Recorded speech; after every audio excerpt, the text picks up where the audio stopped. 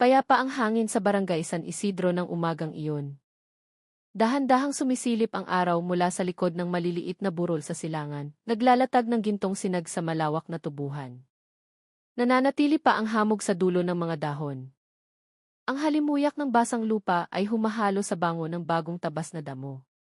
Para sa mga taga-nayon, sagrado ang umaga, isang panibagong simula. May mga nagtutungo sa bukid, may nagtatali ng tubo para ihatid sa pamilihan.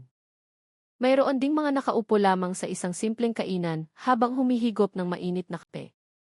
Ang lahat ay umaagos ayon sa dati nilang kinagawian. Tila walang anumang makasisira sa katahimikan ng umagang iyon. Ngunit sa likod ng payapang tanawin, naghahanda na ang tadhana ng isang sorpresang magpapabago sa mukha ng maliit na barangay na ito magpakailanman. Isang matandang magsasaka, si Tata Kiko, na tuwing umaga ay naglalakad sa daan ng lupa patungo sa kanyang tubuhan, ay biglang napahinto. Sa dulo ng daan, natanaw niya ang isang puting closed van.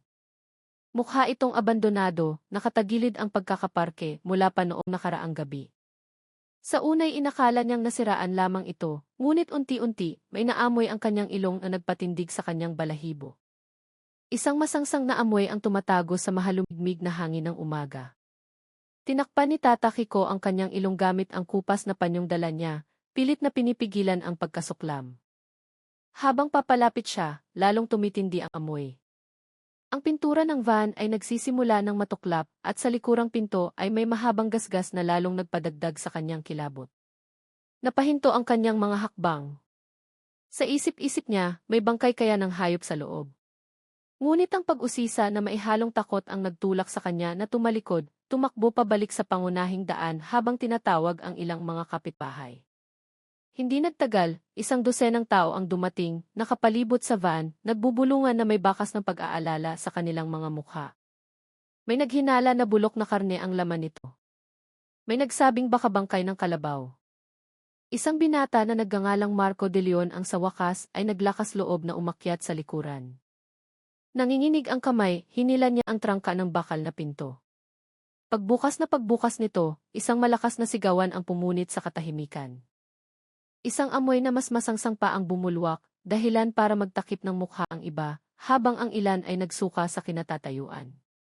Sa kanilang harapan, isang tanawing mahirap paniwalaan. Dose-dose ng katawan ng tao ang nakasalansan, nangingitim na mamaga, at ang ilan ay naagnas na. Nagliparan ang mga langaw, ang ugong nito ay pumupuno sa hangin. Ang malansang amoy na humalo sa amoy ng nabubulok na laman ay nagpabaliktad sa sikmura ng sinuman. Isang ginang ang mahinang sumigaw bago bumagsak at nawala ng malay. May umiyak. May mabilis na nagtakip sa mata ng kanilang mga anak upang hindi makita ang lagim. May isang nagbilang na may nanginginig na boses.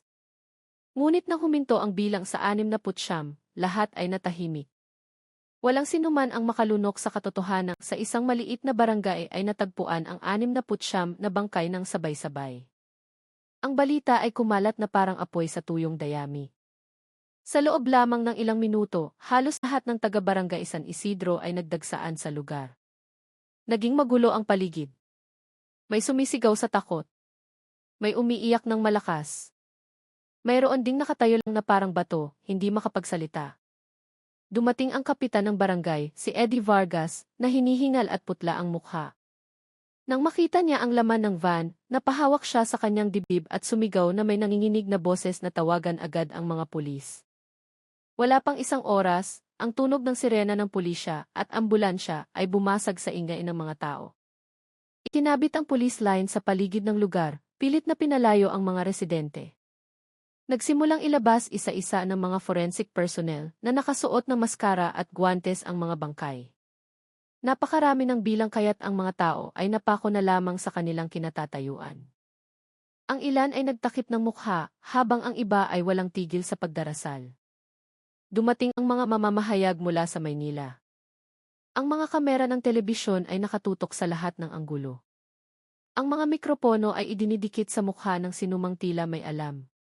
Ang dating tahimik na barangay ay biglang naging sentro ng atensyon ng buong bansa. Sa gitna ng kaguluhan, isang magandang babae ang mabilis na naglalakad. Ang pangalan niya ay Clara Reyes, isang sales agent ng isang health drink na madalas maglibot sa mga tindahan at bahay-bahay. Nakalugay ang kanyang itim na buhok, seryoso ang kanyang mukha, at malalim ang gatla sa kanyang noo. Huminto siya sandali at tinitigan ang van, saka tinakpan ang bibig. Mahina siyang bumulong, Diyos ko, paanong nagkaroon ng ganito karaming bangkay sa barangay natin? Lumapit ang ilang kababaihan, tinitingnan siya ng may pag-aalala. Alam nilang si Clara ay madalas gumamit ng closed van sa kanyang trabaho. Nanginginig ang boses, nagtanong si Aling Nelia, Clara, may alam ka ba tungkol sa van na ito? Mabilis na umiling si Clara, may namumuong luha sa kanyang mga mata, nanginginig ang boses. Hindi ko po alam, Aling Nelia. Marami pong van ang kumpanya namin, pero laging may malaking logo sa gilid. Itong isa, walang tatak. Nagkatinginan ang mga tao, nag-aalinlangan kung maniniwala o hindi. Ngunit ang kilos ni Clara ay mukhang kapanipaniwala. Tila pareho siyang nagulat tulad nila. Sinuri ng mga pulis ang unahang bahagi ng van. Mula sa glove compartment, isang opisyal ang nakahanap ng isang piraso ng dokumento. Isang delivery slip na malinaw na nakasulat ang pangalan ni Clara Reyes bilang sales agent para sa rehiyon ng Tarlac at Pampanga. Ang inspektor na namumuno, si Police Major Dante Romero, ay nagtaas ng kilay. Mabigat ang kanyang boses nang sabihin, tawagin ang taong ito. Kailangan natin ng pahayag. Nang tawagin ang kanyang pangalan, lumapit si Clara. Putla ang kanyang mukha. Bagamat sa sulok ng kanyang labi, may sumilay na isang manipis na ngiti na halos hindi mahahalata. Agad din itong naglaho at napalitan ng ekspresyon ng pagkalito. Nagkunwari siyang naguguluhan. Tumingin ang mga tao na may halong pagtataka. May nagsimulang mag-alinlangan, mayroon pa ring naniniwala sa kabaitan ni Clara. Ngunit sa kanyang puso, alam ni Clara na ito ang simula ng isang malaking unos na iayanig sa barangay San Isidro. Ang 69 na bangkay na nakahandusa sa kanilang harapan ay simula pa lamang ng isang mahabang kwento na magbubunyag sa isang madilim na lihim. Hindi lamang tungkol sa kanya, kundi tungkol din sa mga kasalanan ng nakaraan na matagal nang ibinaon sa limot. Ang kapaligiran sa barangay San Isidro ng tanghaling iyon ay naging mabigat at nakakatakot. Ang daanang lupa na karaniwang dinadaanan lamang ng mga magsasaka at maliliit na negosyante ay napuno na ngayon ng mga pulis. Ang police line ay nakapalibot sa puting van na naging pinagmulan ng lagim. Ang tunog ng mga kamera ng mamamahayag ay sunod-sunod. Ang flash ng mga ito ay tumatama sa mga mukha ng mga taong putlang-putla pa rin. May mga batang umiiyak habang karga ng kanilang mga ina. Ang ilang residente ay nanghihinang nakaupo sa gilid ng daan, tinatakpan ang kanilang mga mukha. Walang sinuman ang makabura sa isipan ng imahe ng 69 na bangkay na kasasaksi pa lang nila. Sa gitna ng kaguluhan, si Police Major Dante Romero ay nakatayo na may matigas na ekspresyon. Hawak niya ang isang piraso ng dokumento na natagpuan sa van. Isang delivery slip na may letterhead ng isang kumpanya ng health drinks. Malinaw pa ang itim na tinta. Ang pangalan ni Clara Reyes ay nakasulat bilang opisyal na sales agent para sa Tarlac at Pampanga.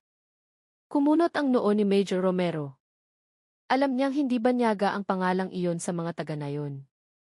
Maging ang ilang pulis na mula sa kalapit na lugar ay kilala si Clara bilang isang babaeng mabait, palakaibigan at mapagbigay. Agad na naamoy ng mga mamamahayag ang isang malaking balita. Ang mga mikropono ay itinutok kay Major Romero. Sunod-sunod na tanong, totoo po bang sa sales agent ng barangay ang dokumentong ito?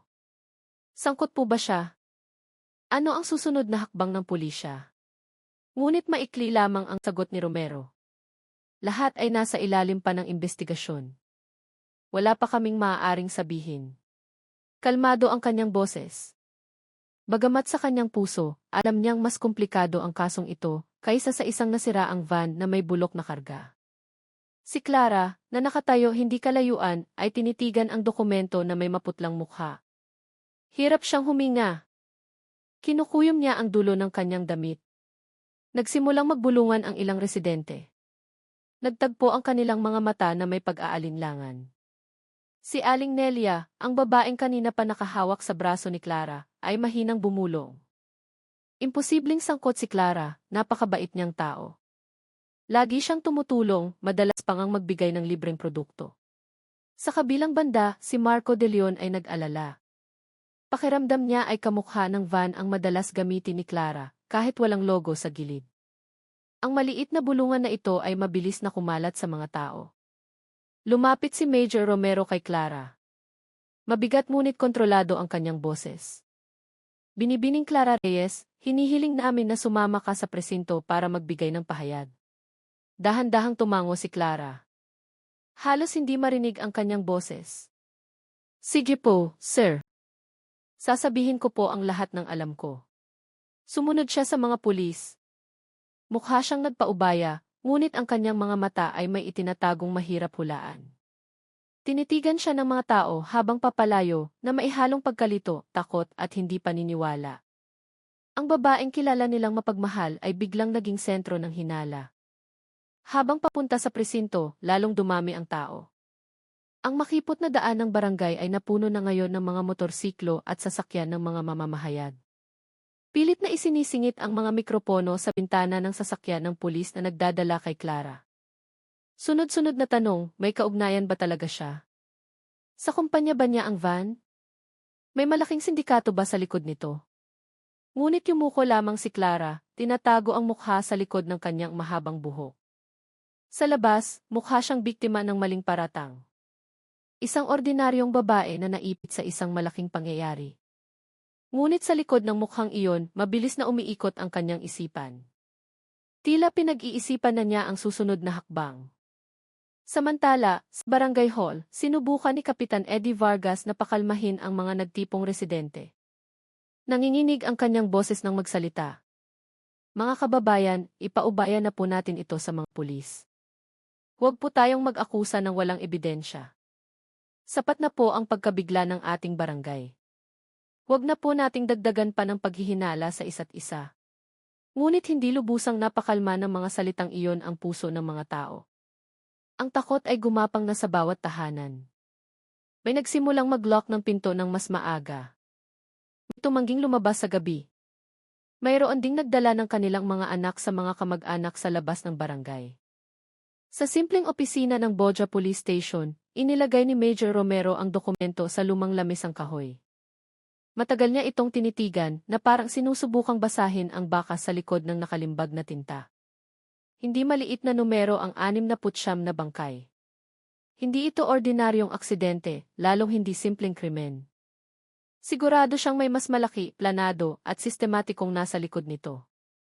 Ang pangalan ni Clara ay isa lamang pinto papasok sa isang mas madilim na labirinto. Huminga siya ng malalim at sinabi sa kanyang mga tauhan, kailangan nating maghukay ng malalim. Huwag tayong hihinto sa papel na ito. May itinatago sa likod ng palakaibigang mukha na iyon. Dinala na si Clara sa interrogation room. Kalmado siyang umupo, bagamat putla pa rin ang kanyang mukha. Kalugay ang kanyang itim na buhok. Tila may luha sa kanyang mga mata. Sa labas, mukha siyang babaeng walang kalaban-laban, naipit sa isang malaking hindi pagkakaunawaan. Ngunit matagal nang may karanasan si Major Romero. Alam niyang maaaring manlinlang ang anyo. Tinitigan niya si Clara nang hindi kumukurap, sinusubukang basahin ang kanyang mga mata na paminsan-minsan ay nagiging malamig bago bumalik sa pagiging maamo. Sa silid na iyon, lalong lumago ang binhi ng paghihinala. Nagsimulang magtala ang mga pulis, bumuo ng mga tanong, at napagtantong ang kaso ng Barangay San Isidro ay kabubukas pa lamang ng unang pahina. Sa labas ng interrogation room, ang mga residenteng kasamang nagbigay ng pahayag ay nakaupo sa mahabang bangko, nagbubulungan. Sariwa pa sa kanilang isipan ang mukha ng mga bangkay na natagpuan.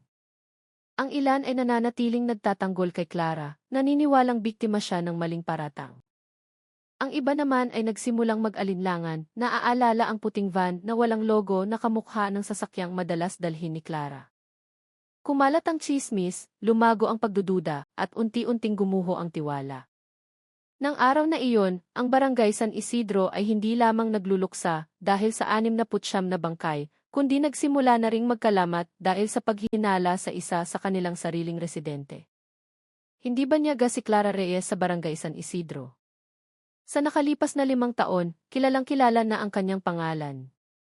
Halos linggo-linggo siyang naglilibot dala ang isang closed van na may logo ng isang kumpanya ng health drinks, Humihinto sa maliliit na sari-sari store, mga bahay, at maging sa elementary school para mag-alok ng produkto.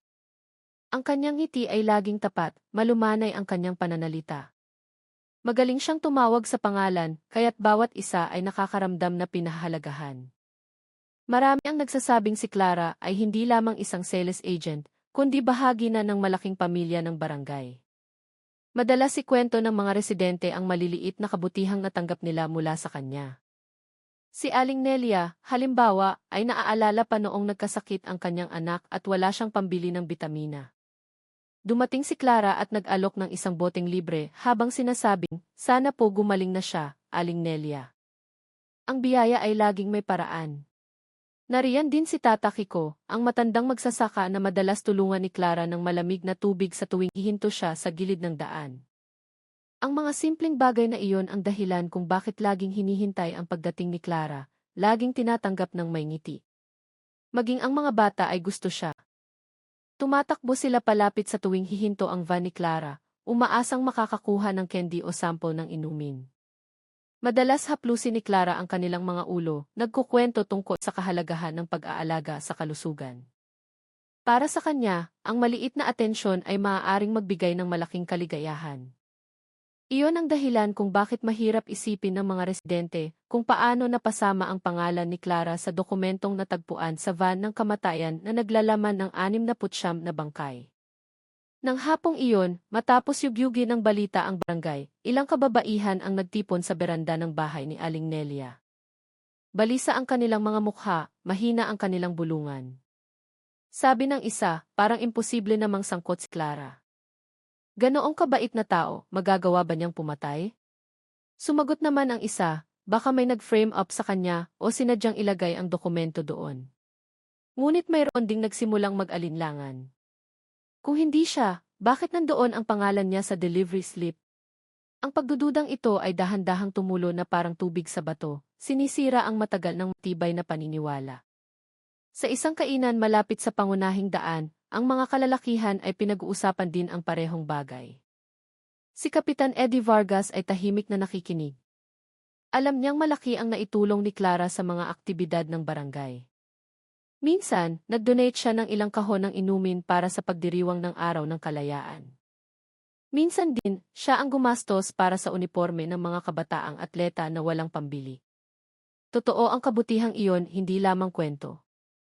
Ngunit ngayon, kailangan niyang harapin ang mga tanong ng pulisya, media at paghihinala ng komunidad. Mabigat ang kanyang puso sa pagitan ng pagnanais na ipagtanggol ang kanyang residente at ipaubaya ang lahat sa batas. Samantala, sa interrogation room, nanatiling kalmado si Clara.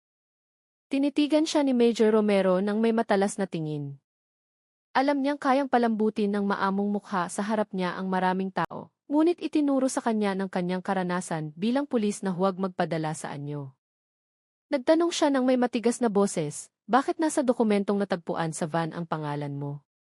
Huminga ng malalim si Clara at dahan-dahang sumagot, Sir, sales agent po ako.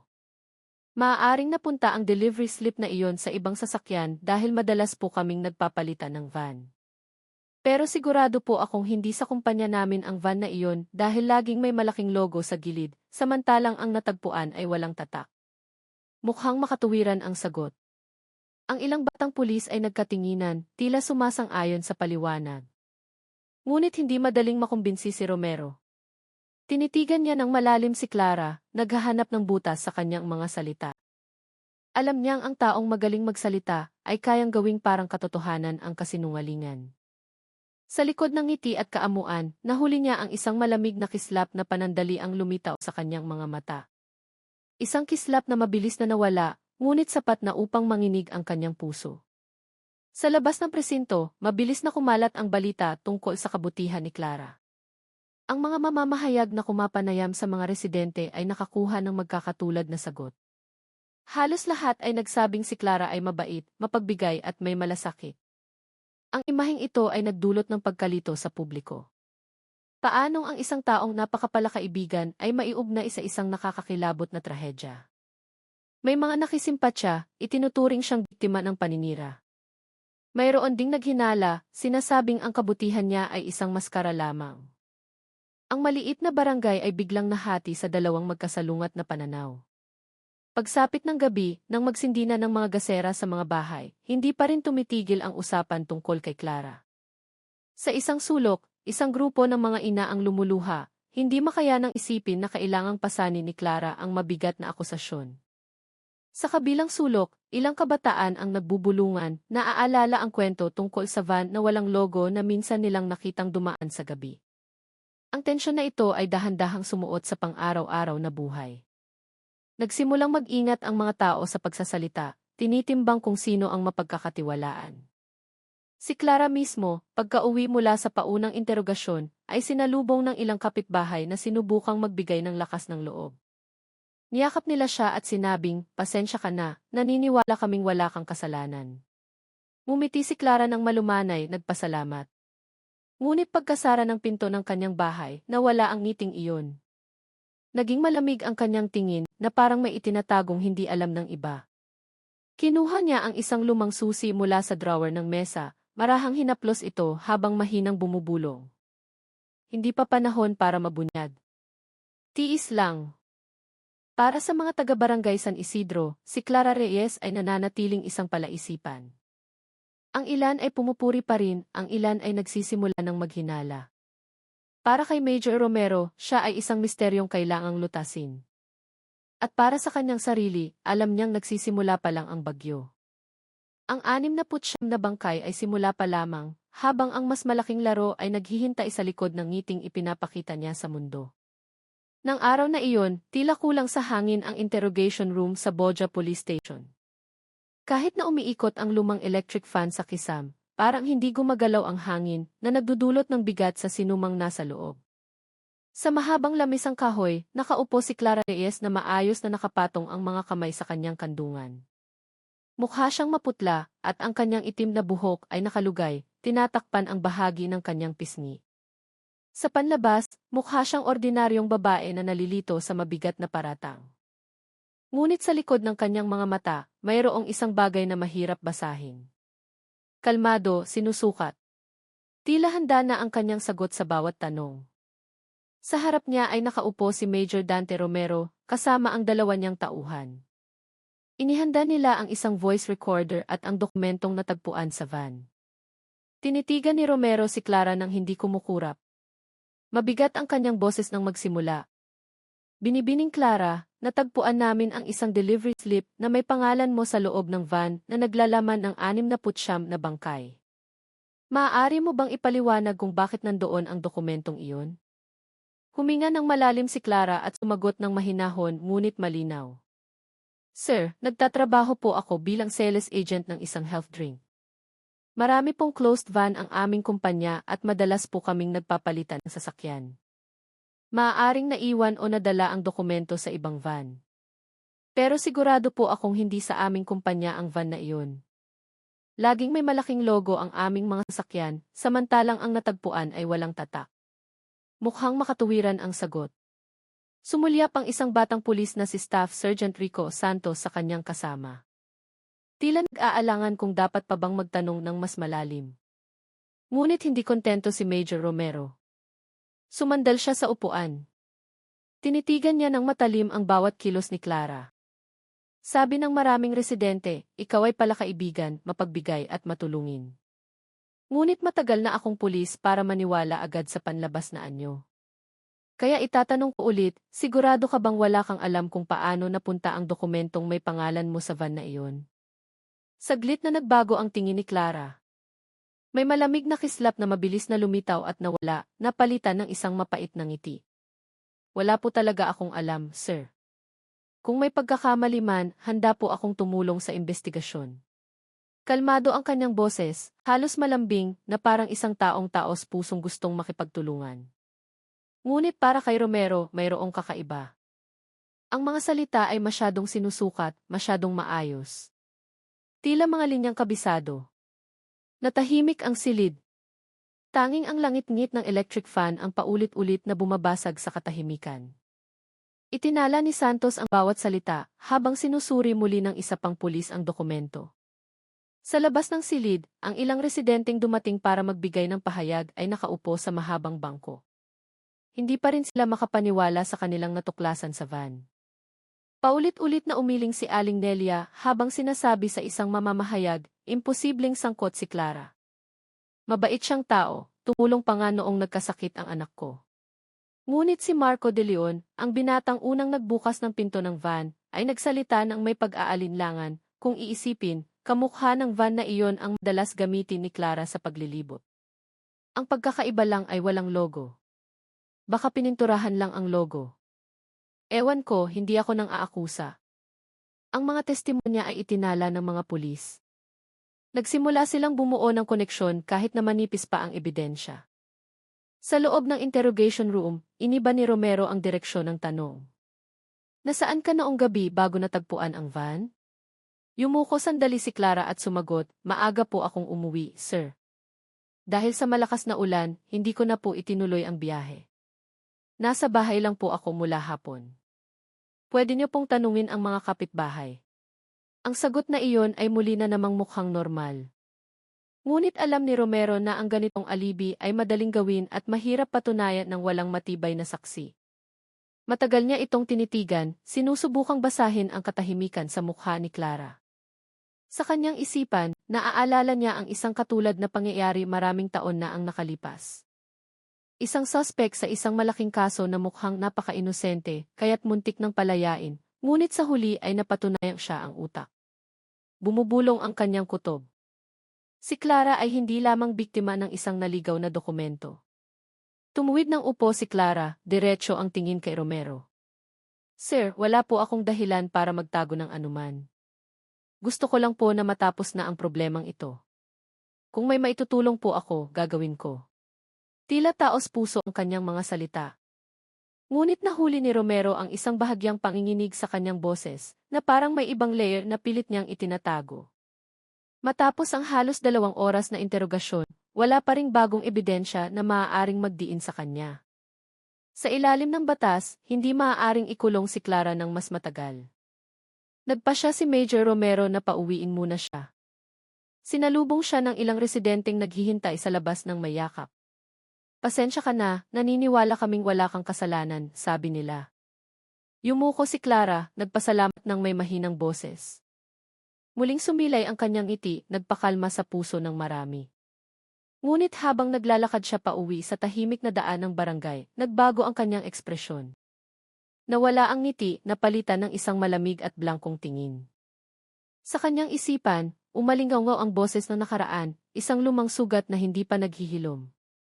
Alam niyang nagsisimula ng maghinala ang mga pulis, ngunit alam din niya kung paano panatilihin ang kanyang maskara sa harap ng ibang tao. Sa kanyang puso, bumulong siya, simula pa lang ito. Nang gabing iyon, ang kapaligiran sa SA Crime Laboratory sa Camp Creme ay tahimik at mabigat. Ang malamig na ilaw ng fluorescent sa morgue ay tumatama sa mga nanigas na katawan na nakahilera sa mga bakal na higaan. Ang 69 na bangkay na natagpuan sa van sa Barangay San Isidro ay nakahandusay na ngayon sa isang kalunos-lunos na kalagayan. Ang amoy ng formalin na humahalo sa amoy ng nabubulok na laman ay pumupuno sa hangin, nagpapakirot sa ilong ng sinumang papasok. Ang mga doktor ay walang tigil sa pagtatala ng resulta ng autopsy isa-isa, habang mahigpit na nagbabantay ang mga pulis sa paligid. Si Major Dante Romero ay nakatayo sa isang sulok na may seryosong mukha. Namumula ang kanyang mga mata hindi lamang dahil sa kulang sa tulog, kundi dahil din sa pagpipigil ng emosyon. Marami na siyang nakitang kaso, ngunit iba ito. Masyadong malaki ang bilang ng mga biktima, masyadong malupit ang paraan ng kanilang pagkamatay. Hinihintay niya ang ulat mula sa hepe ng forensic, isang babaeng nasa katanghali ang gulang na nagngangalang Easy. Isabella Cruz, nakilalang metikuloso at hindi basta-basta nagbibigay ng haka-haka. Major, ang boses ni E.C. Cruz ay matatag kahit pagod na ang kanyang mukha. Halos lahat ng biktima ay nagpapakita ng senyales ng kakulangan sa oxygen. Walang malubhang sugat o malinaw na palatandaan ng pisikal na karahasan. Namatay sila dahil sa pagkakakulong sa loob ng van na sarado ang bentilasyon. May ilang biktima rin na nagkaroon ng matinding dehydration. Ibig sabihin, maaaring buhay pa sila ng ilang oras o kahit ilang araw bago dahan-dahang namatay. Yumuko si Romero. Kinuyom niya ang kanyang kamao. Kaya sinadya silang ikulong, pinahirapan sa pinakatahimik na paraan. Dahan-dahang tumango si Ilse Cruz. Hindi ito aksidente. Ito ay pagpapahirap. Hindi sila binigyan ng pagkakataong makalabas, hindi binigyan ng tubig o hangin. Lahat ng senyales ay tumuturo sa planadong pagpatay. Dahil sa mga salitang iyon, biglang natahimik ang silid. Ang mga batang pulis na nakarinig ng ulat ay yumuko. Ang ilan ay huminga ng malalim, ang iba ay pilit na pinipigilan ang pagduduwal. Hindi lamang sila humaharap sa isang kaso ng mass killing, kundi sa isang kalupitan na ginawa ng may malamig na pagkalkula. Pumikit sandali si Romero at mahinang sinabi, kung sino man ang may gawa nito, sinadya niyang dahan-dahang mamatay ang mga taong ito. At magagawa lamang iyon ng isang taong may malalim na galit o may mas malaking layunin. Samantala, sa labas ng gusali, hindi rin gaanong kalmado ang sitwasyon. Nagkukumpulan ang mga mamamahayag. Ang mga kamera ng telebisyon ay nakatutok sa mga sasakyan ng pulis na papasok at palabas. Ang balita tungkol sa 69 na bangkay ay kumalat na sa buong bansa. Ang barangay San Isidro na dating hindi kilala ay naging sentro na ngayon ng pambansang atensyon. Ang mga residenteng dumating ay hiniling na kilalanin ang kanilang mga kamag-anak. Umalingaw-ngaw ang malalakas na iyak ng isa-isang makilala ang mga mukha. Isang ina ang humagulgol nang makita ang kanyang anak. Isang ama ang bumagsak at nawalan ng malay nang makumpirma na kasama sa mga biktima ang kanyang kapatid. Nang gabing iyon, ang lugar ay naging dagat ng kalungkutan. Bumalik si Major Romero sa kanyang opisina na may mabigat na isipan. Nasa kamay niya ang ulat ng forensic, kumpleto sa mga detalyeng mahirap pabulaanan. Alam niyang kailangan niyang ipaalam sa publiko ang katotohanan ito. Ngunit, alam din niyang magdadagdag ito ng takot. Sa isang maliit na meeting room, tinipon niya ang kanyang mga investigador. Kalmado ang kanyang boses ngunit puno ng diin. Namatay ang mga biktima dahil sa kakulangan sa oxygen at dehydration. Ibig sabihin, ikinulong sila ng buhay sa loob ng van bago namatay. Malinaw na planadong pagpatay ito, hindi aksidente. Nakikipaglaban tayo sa isang salarin na alam ang kanyang ginagawa. Napalunok si Staff Sergeant Santos. Sir, ibig sabihin, ang van ay hindi lang ginamit para maghatid, kundi lugar din ng pagpapahirap. Tumango si Romero, matalim ang tingin sa investigation board. Tama. At ibig sabihin niyan, kailangan nating alamin kung saan sila ikinulong bago isinakay sa van. Imposibleng mangyari ang lahat ng ito nang walang lugar na pinaghandaan. Sa kabilang banda, si Clara Reyes ay pinalaya na dahil walang sapat na ebidensya para ikulong siya. Sinalubong siya ng ilang residente na may ginhawa, niyakap siya na parang biktima ng paninira. Pasensya ka na, naniniwala kaming wala kang kasalanan, sabi nila. Ngumiti si Clara ng malumanay, nagpasalamat ng may mahinang boses. Ngunit habang naglalakad siya pauwi sa tahimik na daan ng barangay, nagbago ang kanyang mukha. Nawala ang kanyang ngiti, napalitan ng isang malamig na tingin na diretso sa lupa. Sa kanyang isipan, umalingaw ang boses na nakaraan, ang boses ng kanyang ama na pinilit magtrabaho hanggang mamatay, ang boses ng kanyang inang maisakit na walang tumulong. Buhay pa rin ang sugat na iyon sa loob niya, nag-aalab na parang bagang hindi namamatay. Sa kanyang simpleng silid, mag-isang nakaupo si Clara. Binuksan niya ang isang maliit na kahon na gawa sa kahoy. Sa loob nito ay isang lumang litrato ng kanyang pamilya. Ang mukha ng kanyang ama, ina, at nakababatang kapatid na lalaki ay nakatingin mula sa likod ng papel na naninilaw na. Pumatak ang kanyang luha, ngunit sa kanyang labi ay may sumilay na isang manipis na ngiting mahirap ipaliwanag. Isang halo ng pananabik at pagkamuhi. Mahina siyang bumulong sa litrato. Huwag kayong mag-alala. Sinimulan ko na. Mararamdaman nila ang paghihirap na katulad ng sa atin noon. Sa labas, nanumpa si Major Romero sa kanyang sarili na bubuklatin niya ang misteryong ito. Ngunit, alam niyang ang kalaban niya ay hindi ordinaryong salarin. Ito ay isang taong magaling magtago ng bakas, kayang linlangin ang isang buong barangay gamit ang peking kabaitan, at handang kitilin ang 69 na buhay para sa isang bagay na pinaniniwalaan niya. Nang gabing iyon, sa gitna ng malamlam na ilaw ng poste, nagsimulang mabuo ang anino ng isang mahabang digmaan sa pagitan ng pulisya at ni Clara Reyes. Pagsapit ng gabi sa barangay San Isidro, ang ambon ay bumabasa sa daan ng lupa, lalong nagpapatingkad sa amoy ng basang lupa. Sa barangay hall, ang mga ilaw ng gasera at ilang dekuryenteng bumbilya ay nagbibigay liwanag sa silid na puno ng mga residente. Nababalot pa rin sila ng takot matapos mapuno ng balita tungkol sa 69 na bangkay ang telebisyon. Si Major Romero kasama ang kanyang team ay nakaupo sa harap, sinusubukang pakalmahin ang sitwasyon habang humihingi ng karagdagang impormasyon mula sa komunidad. Sa gitna ng mga tao, isang binata ang tumayo na may tensyon sa mukha. Siya si Marco De Leon, ang unang nagbukas ng pinto ng van nang matagpuan ito. Nanginginig ang kanyang kamay nang magsalita siya, "Sir, mayroon po akong kailangang sabihin." Mahina ang kanyang boses, halos malunod sa bulungan ng mga tao. Lahat ng mata ay napunta sa kanya, na lalong nagpakaba kay Marco. Napalunok siya at nagpatuloy. Ilang gabi bago natagpuan ang van, may nakita po ako sa lumang kamalig malapit sa ilog. Isang puting clothed van, katulad na natagpuan kahapon, ang matagal na nakaparada doon. Biglang natahimik ang silid. Tumuwid ng upo si Major Romero. Tinitigan niya si Marco nang may buong atensyon. "Sabihin mo nang mas malinaw kung ano ang nakita mo." Huminga ng malalim si Marco, pilit na inaalala ang mga detalye. "Gabi na po akong umuwi noon matapos tulungan ang isang kaibigan sa pag-aayos ng makina. Pagdaan ko malapit sa ilog, nakita ko ang puting van na nakahinto sa harap ng lumang kamalig. Patay ang ilaw, pero may narinig akong parang may dumadaing mula sa loob. Akala ko po noon ay guni-guni lang dahil sa pagod, kaya hindi ako lumapit. Pero ngayon, matapos malaman na may mga bangkay, pakiramdam ko po totoo ang narinig ko."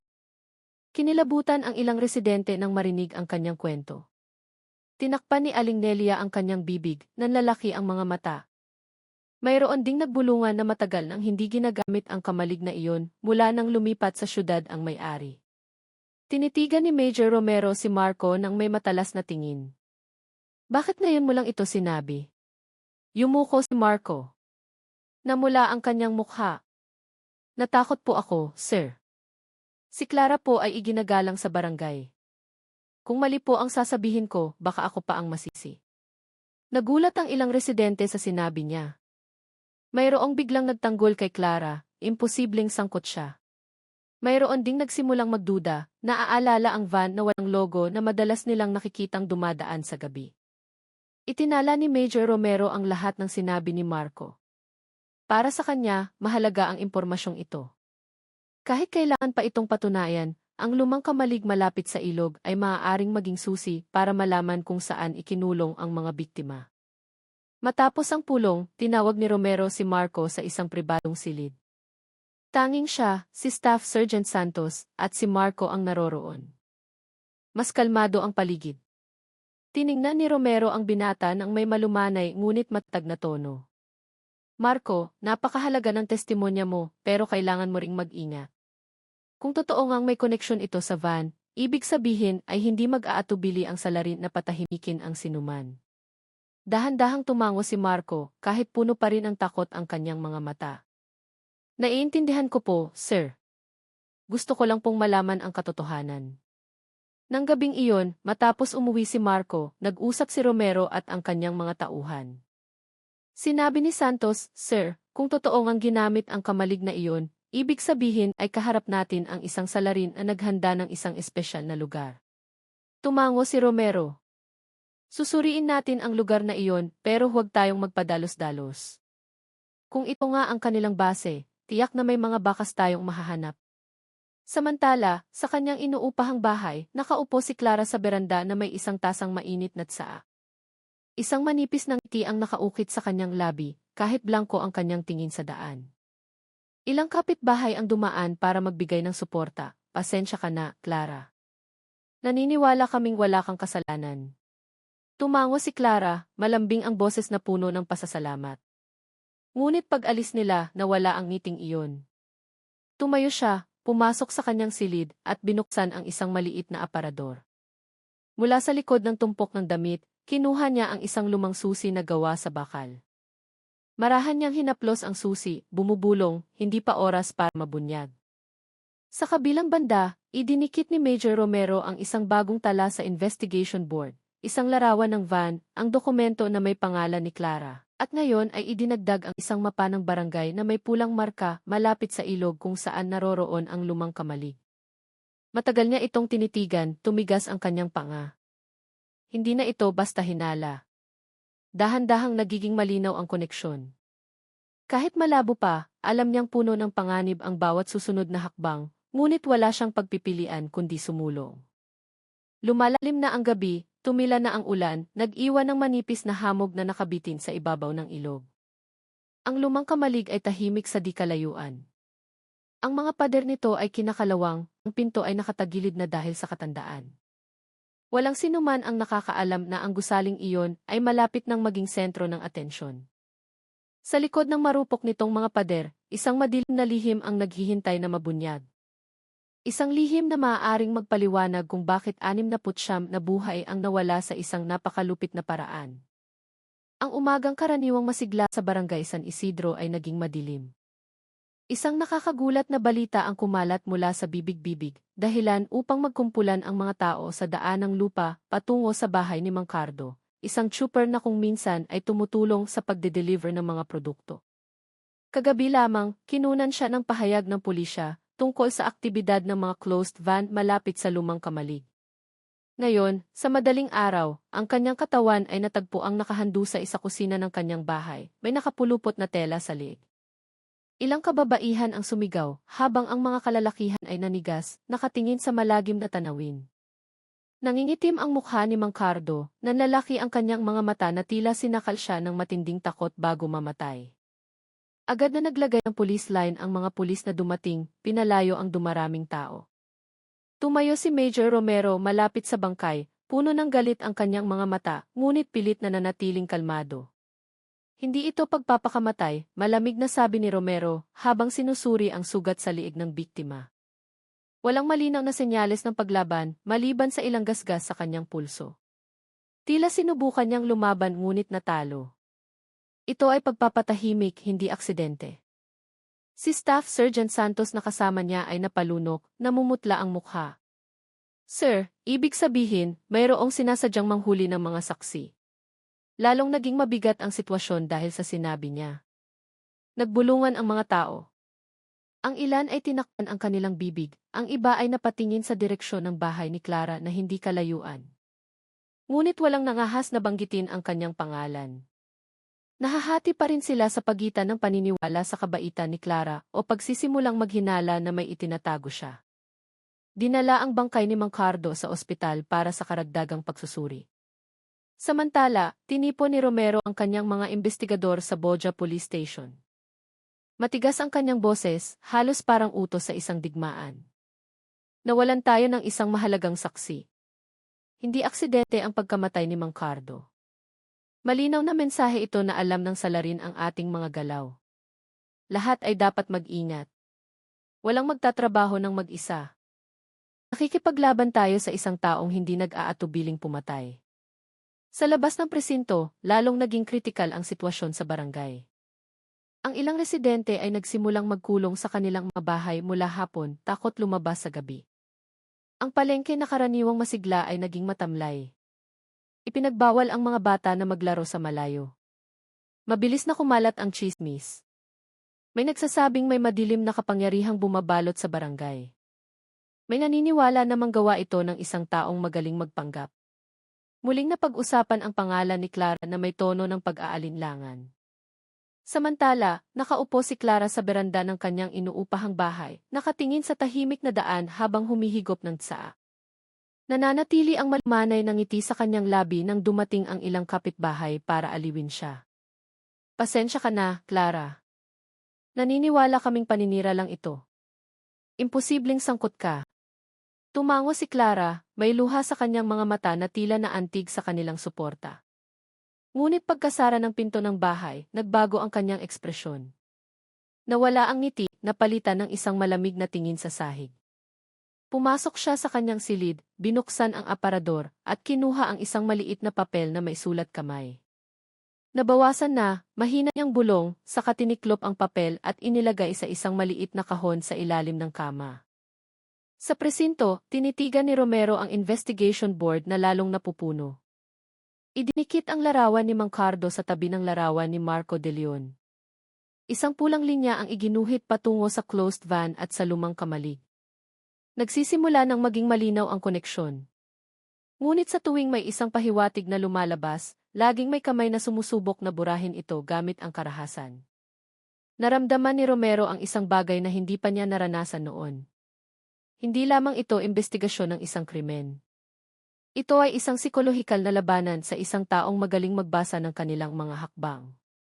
Gabi na, malamig ang hangin mula sa ilog. Sa isang landas malapit sa bukid, mabilis na naglakad si Marco na may takot. Mula nang mamatay si Mang Cardo, pakiramdam niya ay may nagmamasid sa kanya. Bawat tunog na baling sanga ay nagpapalingon sa kanya.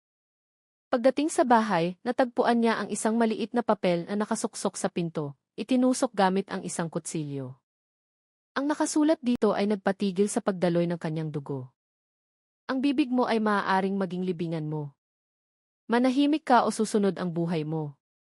Napaupo si Marco, hirap huminga. Alam niyang hindi biro ang banta. Nanginginig ang kamay, dinala niya ang papel sa presinto ng gabing iyon. Binasa ni Major Romero ang mensahe na may tumitigas na mukha. Lalong nagiging malinaw. Natatakot ang salarin sa testimonya ng ating mga saksi. Santos, bantayan mong mabuti si Marco. Huwag nating hayaang mawalan pa tayo ng saksi. Ngunit sa kanyang puso, alam ni Romero na hindi madaling protektahan ang lahat ng saksi. Ang kalaban nila ay tila laging isang hakbang na nauuna, na parang nagmamasid mula sa mga anino. Sa labas ng opisina, nagsimulang umambon, binabasa ang tahimik na daan ng barangay. Mula sa likod ng bintana ng kanyang bahay, tinitigan ni Clara ang ulan na may bahagyang ngiti. Alam niyang isang saksi na ang napatahimik, isa pa ang natakot. Nagsisimula pa lang ang laro at hawak pa rin niya ang kontrol. Kinabukasan, muling naging tensyonado ang sitwasyon sa Boja Police Station. Isang tumpok ng mga papeles ang pumuno sa malaking mesa sa investigation room. Nakaupo si Major Romero na may malungkot na mukha, tinitigan ang listahan ng mga pangalan na ipinadala ng forensic team. Tumayo sa tabi niya si Staff Sergeant Santos, binabasa ng mahina para marinig ng lahat ng miyembro. Mula sa 69 na biktima na natagpuan sa van, higit sa kalahati ay mga residente mula sa mga barangay sa paligid ng San Isidro. Biglang natahimik ang silid. Alam ng lahat ng naroroon kung ano ang ibig sabihin nito. Kumatok si Romero sa mesa. Mabigat ang kanyang boses nang sabihin, akala natin noon ay galing sa labas ang mga biktima, pero marami pala sa kanila ay mga kababayan natin. Ang mga residenteng iniulat na nawawala isa-isa ay nauwi pala sa loob ng van na iyon. Nagpatuloy si Santos na may halong panginginig sa boses. May magsasaka ng tubo mula sa kabilang barangay, may manggagawa sa pabrika mula sa Tarlac City, at may 2 teenager pa na iniulat na nawawala ng kanilang mga pamilya. Lahat ay malinaw na nakatala sa mga ulat ng nawawala. Ngunit walang bakas hanggang sa natagpuan ang kanilang mga bangkay kasama ang 12-12 na pang iba. Yumuko ang ilang batang pulis, pinipigilan ang galit na may halong lungkot. Napagtanto nilang mas malapit ang kasong ito kaysa sa inaakala nila. Hindi lamang ito human trafficking, kundi may pattern na direktang tumatarget sa mga kalapit na barangay. Tinitigan ni Romero ang malaking board na puno ng mga larawan ng biktima. Isang pulang linya ang iginuhit patungo sa mapa ng mga barangay. Lalong naging malinaw na ang bilog ng terorismo ay umiikot sa paligid ng San Isidro. Sa labas ng presinto, kumalat na ang balita. Nagdagsaan ang mga tao sa barangay hall para kumpirmahin ang listahan ng mga pangalan. Umalingaungaw ang mga iyak ng isa-isang ipakita ang mga larawan ng biktima. Isang ina ang humagulgol nang makilala ang mukha ng kanyang anak. Halos bumagsak ang kanyang katawan kung hindi inalalayan ng mga kamag-anak. Isang ama ang napaupo na lamang, nang hihina nang malaman na kasama sa mga biktima ang kanyang kapatid. Naging dagat ng kalungkutan ang sitwasyon, isang halo ng iyak, dasal at bulungan ng takot. Si Kapitan Eddie Vargas ay tumayo sa harap ng kanyang mga residente na may maputlang mukha. Paos ang kanyang boses nang sabihin, ako ang may kasalanan. Marami tayong nawala, pero hindi natin napansin ang koneksyon mula sa simula. Siguro dahil masyado tayong naniwala na nawala sila dahil nagtrabaho sa malayo o piniling umalis. Ngunit ang katotohanan ay hindi sila kailanman lumayo.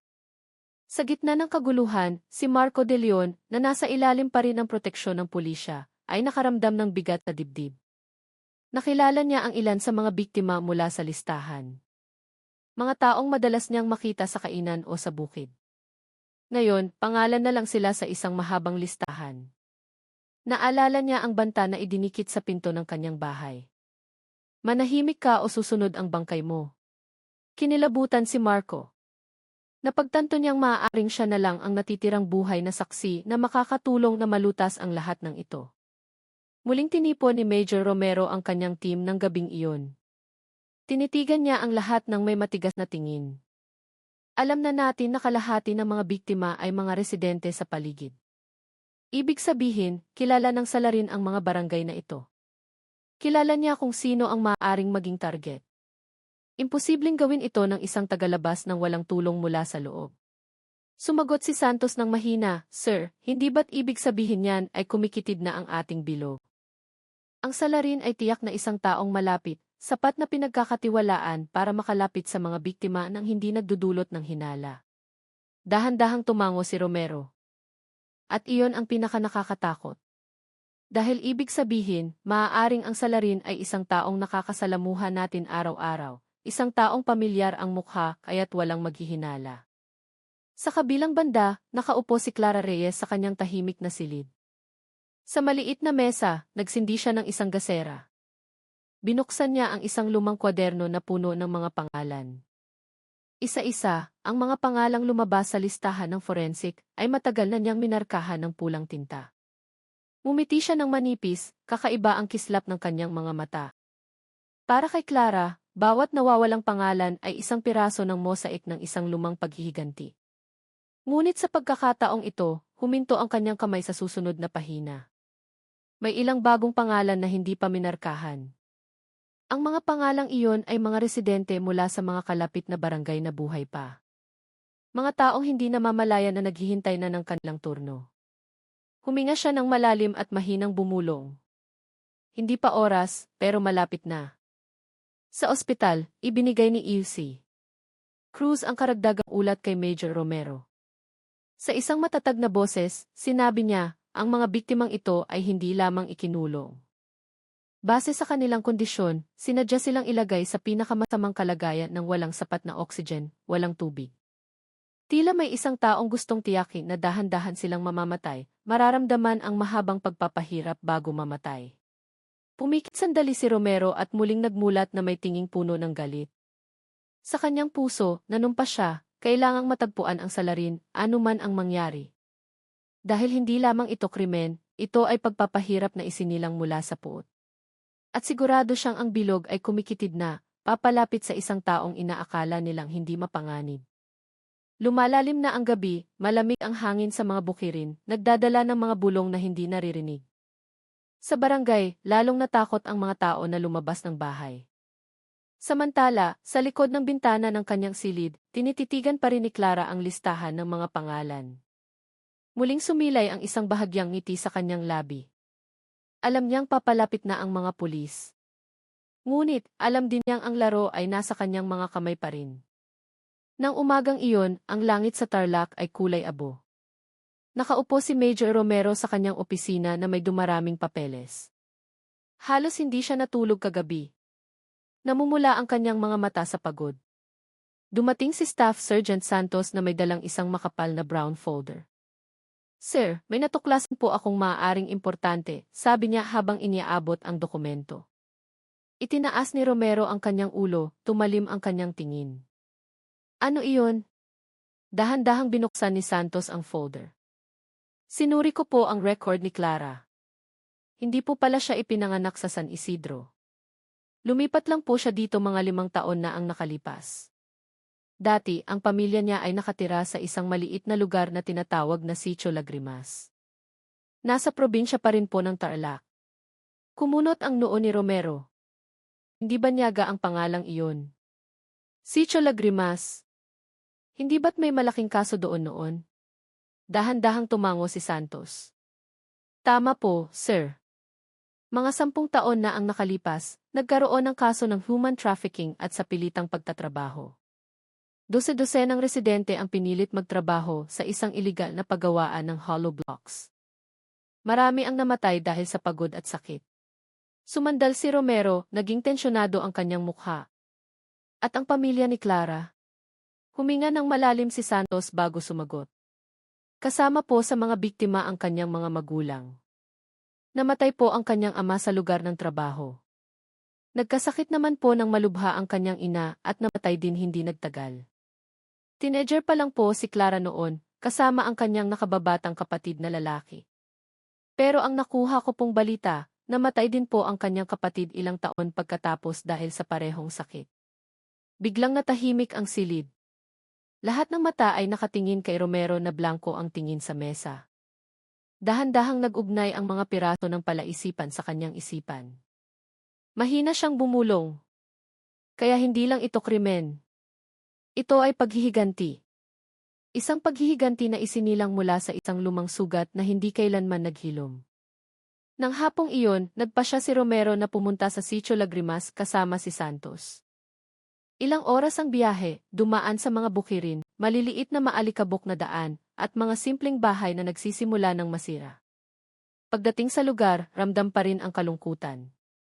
Kahit ilang taon na ang nakalipas mula sa trahedya. Maraming bahay ang abandonado, nilulumot ang mga pader, at mga gusaling na pabayaan na. Ang lugar ay parang isang tahimik na saksi sa isang paghihirap na hindi kailanman nabura ng panahon. Isang matandang lalaki na nagngangalang Mangwiro, dating lider ng sitio, ang sumalubong sa kanila. Mabigat ang kanyang mga mata, mabagal ang kanyang mga hakbang. Alam ko kung bakit kayo naparito, mahina niyang sabi. Ang kasong iyon ay hindi kailanman lubusang natapos. Marami ang namatay ng walang hustisya. Kasama sa mga biktima ang mga magulang ni Clara. Masipag ang kanyang ama, pero pinilit magtrabaho hanggang sa mamatay. Nagkasakit ng malubha ang kanyang ina dahil sa masamang pagtrato. Nakaligtas si Clara at ang kanyang kapatid, pero namatay din ang bata sa huli. Nakikinig si Romero na may malungkot na mukha. Nagpatuloy si Mangwiro. Naaalala ko pa ang tingin ni Clara noon. Bata pa pero may malalim na sugat sa kanyang mga mata. Alam naming lahat na lumaki siyang may galit. Walang makasisisi sa kanya dahil totoo ang paghihirap na iyon. Pero kung totoo ngang siya ang sangkot sa kaso ng van, ibig sabihin ay naging apoy na ang sugat na iyon na tumutupok sa sinuman. Humihip ang hangin, nagdadala ng amoy ng basang lupa mula sa mga bukirin. Tumayo si Romero, tinitigan ang lumang lugar. Mabigat ang kanyang puso. Sa kanyang isipan, ang malumanay na mukha ni Clara sa harap ng mga taga San Isidro ay naging mukha ng isang batang nawalan ng lahat. Isang mapait na halo ng awa at pag-iingat ang pumuno sa kanyang dibdib. Alam niyang ang galit na isinilang mula sa paghihirap ay maaaring maging isang nakakatakot na puwersa. Nang gabing iyon, pagbalik ni Romero sa opisina, tinitigan niya ang larawan ni Clara na nakadikit sa investigation board. Ang malumanay na ngiti sa larawan ay iba na ngayon ang dating. Hindi na ngiti ng isang palakaibigang sales agent, kundi isang maskara na nagtatakip sa isang madilim na bangin. Sa kanyang puso, bumulong si Romero, kung totoo ngang siya ang salarin, hindi lamang ito pagpatay. Ito ay pamana ng paghihiganti mula sa nakaraan. Sa ibang lugar, sa isang simpleng silid sa San Isidro, nakaupo si Clara sa sahig na may isang maliit na kahon sa harap niya. Binuksan niya ito, ipinakita ang isang lumang litrato ng kanyang pamilya. Ang mukha ng kanyang ama, ina, at kapatid ay nakangiti mula sa papel na nagsisimula ng mapunit. Pumatak ang kanyang luha sa litrato, ngunit ngumiti rin siya. Isang kakaibang ngiti na halo ng pananabik at pagkamuhi. Mahina siyang bumulong. Itay, inay, kapatid, huwag kayong mag-alala. Sinimulan ko na. Lahat sila ay mararamdaman ang paghihirap na katulad ng sa atin noon. Dahan-dahang umulan sa labas, tumutulo sa bubong na may malungkot na ritmo. Sa gitna ng katahimikan, muling tinitigan ni Clara ang litrato ng kanyang pamilya. Pagkatapos, nanginginig ang kamay, tiniklop niya ito at ibinalik sa kahon. Ang apoy ng paghihiganti sa loob niya ay lalong nag-aalab. Alam niyang papalapit na ang mga pulis, ngunit sigurado rin siyang isang hakbang pa rin siyang nauuna. Hindi pa tapos ang laro, sa katunayan, nagsisimula pa lang. Nang gabing iyon, ang barangay San Isidro ay nababalot ng manipis na hamog. Ang malumigmig na hangin ay nagpabigat sa kapaligiran. Sa isang simpleng inuupahang bahay sa gilid ng daan, nakaupo si Clara sa isang silyang kahoy na may maliit na gasera sa mesa. Sa harap niya ay isang lumang kwaderno na puno ng sulat kamay. Bawat pahina ay may listahan ng mga pangalan. Ang ilan ay minarkahan na ng pulang tinta. Ang ilan ay blanko pa, naghihintay ng kanilang turno. Dahan-dahang gumalaw ang kanyang kamay, nagdagdag ng pulang marka sa isa sa mga bagong pangalan. Isang bahagyang ngiti ang sumilay sa kanyang labi. Isang ngiting malamig at malayo sa kaamuan na karaniwan niyang ipinapakita sa mga residente. Isa-isa, mahinang bulong ni Clara, hanggang sa maramdaman nilang lahat ang naramdaman ko noon. Sa labas, ang tunog ng mga kuliglig na humahalo sa tahol ng mga aso ay malinaw na naririnig. Isinara ni Clara ang kwaderno at itinago ito sa ilalim ng isang maluwag na tabla sa sahig. Alam niyang maaaring siya sa atin ang kanyang bahay anumang oras, ngunit sigurado rin siyang hindi pa sapat ang lakas ng loob ng mga pulis para akusahan siya ng direkta. Abala pa sila sa paghahanap ng ebidensya habang siya ay kalmadong naghahanda ng susunod na hakbang. Kinabukasan, muling naglibot si Clara sa barangay dala ang isang bag na puno ng mga bote ng health drink.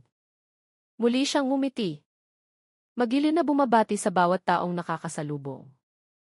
Nagbigay siya ng isang boteng libre kay Aling Celia na nakaupo sa beranda, tumulong sa isang bata na tumawid sa kalsada. Nakipagbiruan pa siya sa mga kabataan. Walang sinuman ang mag-aakala na sa likod ng kabaitang iyon, may mas nakakatakot siyang pinaplano. Ngunit ang ilang residente ay nagsimula ng mag-alala. Nagbubulungan sila sa likuran ni Clara. May nagsasabing masyado siyang kalmado sa harap ng mga akusasyon. May nakakaalala sa van na walang logo na madalas niyang dalhin. Mayroon ding naghahambing sa pagkamatay ni Mang Cardo sa testimonya ni Marco na ngayon ay nabubuhay sa takot. Gayunpaman, walang nangahas na mag-akusa ng harapan. Masyadong magaling si Clara sa pag-arte. Laging may dahilan, laging may mukhang may malasakit. Samantala, sa presinto, tinitigan ni Major Romero ang investigation board ng may matalas na mata. Ang mga larawan ng biktima, mapa ng barangay, talaan ng mga nawawalang residente, lahat ay bumubuo ng isang pattern. Tumayo sa tabi niya si Santos, mahinang nagsabi, "Sir, lahat ay tumuturo kay Clara, pero kung walang konkretong ebidensya, hindi natin siya maaaring ikulong." Huminga ng malalim si Romero. Alam ko, Santos. Napakagaling niyang magtago ng bakas. Pero bawat salarin ay laging nag-iiwan ng isang bagay, gaano man kaliit. Kailangan lang nating maging matyaga. Pagsapit ng gabi, bumalik si Clara sa kanyang silid. Mula sa ilalim ng kama, kinuha niya ang lumang kahon na naglalaman ng litrato ng kanyang pamilya. Tinitigan niya ang mukha ng kanyang masipag na ama, malumanay na ina at nakangiting kapatid. Pumatak ang kanyang luha, ngunit nanginginig ang kanyang labi sa pagbigkas ng isang pangako. Sinimulan ko na, itay, inay. Ang mga pangalan sa listahan ay mawawala isa-isa at malalaman nilang lahat ang pakiramdam ng mawalan tulad ko noon. Biglang may kumatok sa pinto. Tok, tok, tok. Mabilis na itinago ni Clara ang kahon at pinunasan ang kanyang luha. Binuksan niya ang pinto nang may magiliw na ngiti. Si Kapitan Eddie Vargas pala ang nasa labas, balisa ang mukha. Clara, maaari ba kitang makausap sandali? Siyempre po, Kap. Tuloy po kayo, malumanay na sagot ni Clara. Umupo si Kapitan Vargas, matagal na nakayuko bago magsalita. Alam kong nagsisimula ng maghinala sa iyo ang mga tao. Hindi ako naniniwala doon. Lagi kang tumutulong sa mga residente. Pero nakikiusap ako, kung mayroon ka mang itinatago, itigil mo na ngayon. Masyado nang maraming nawala sa barangay na ito. Matagal siyang tinitigan ni Clara at ngumiti ng bahagya. Wala po akong itinatagong sikreto, Kap. Gusto ko lang pong maging malusog at masaya ang barangay na ito. Maniwala po kayo. Napakakumbinsi ng kanyang boses. Tumango ang kapitan kahit halata pa rin ang pag-aalinlangan sa kanyang mukha. Pagkaalis niya, tumayo si Clara sa likod ng pinto. Nagbago ang kanyang ekspresyon. Nawala ang ngiti na palitan ng isang malamig na tingin. Mahina siyang bumulong. Napakadaling maniwala ng mga tao. Lumalim na ang gabi. Muling binuksan ni Clara ang kanyang kwaderno. Tinitigan niya ang isang pangalan na hindi pa minarkahan. Pagkatapos ay idinagdag niya ang isang pulang marka sa tabi nito. Huminto sandali ang kanyang kamay at ngumiti ng may kasiyahan.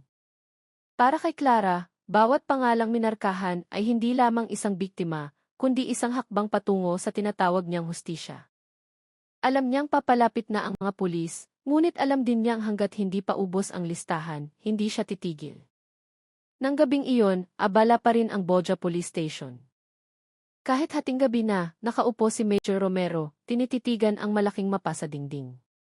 Ang mga pulang linya ay iginuhit mula sa barangay San Isidro patungo sa ilog at ilang maliliit na daan sa paligid. Pakiramdam niya ay may kulang pa.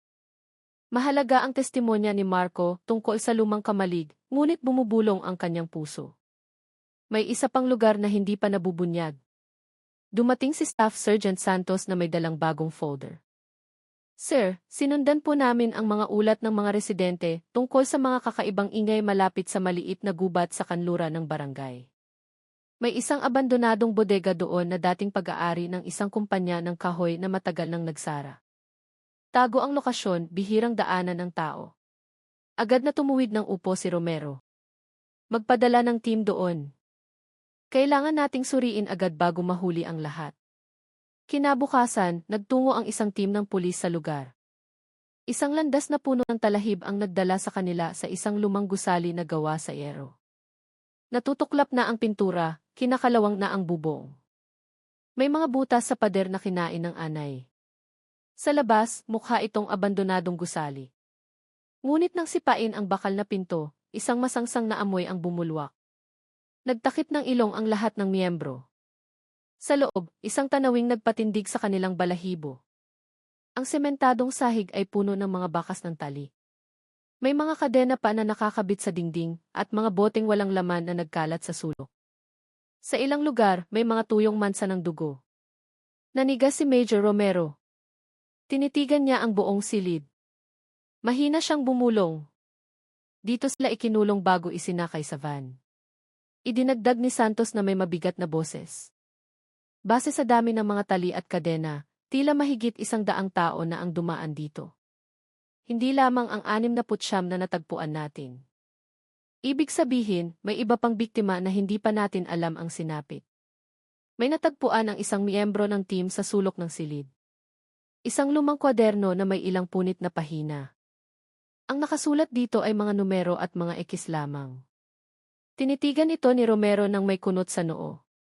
Maaaring ito ang listahan ng bilang ng mga taong ikinulong dito.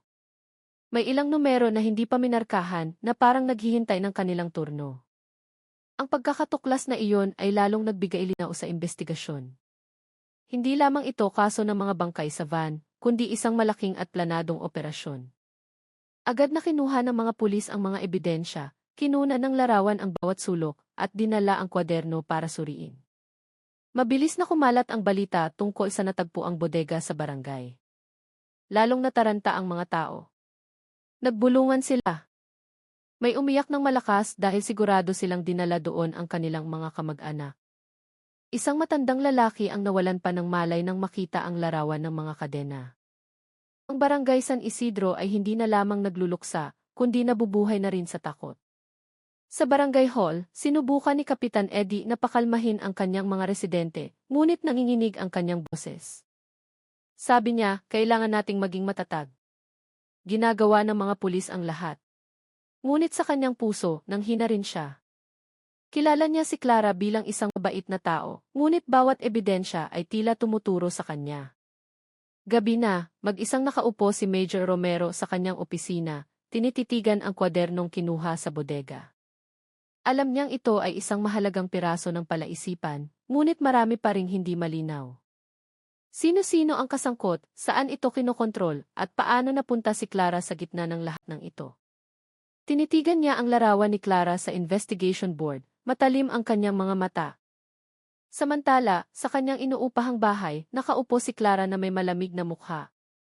Narinig na niya ang balitang natagpuan ng mga pulis ang bodega.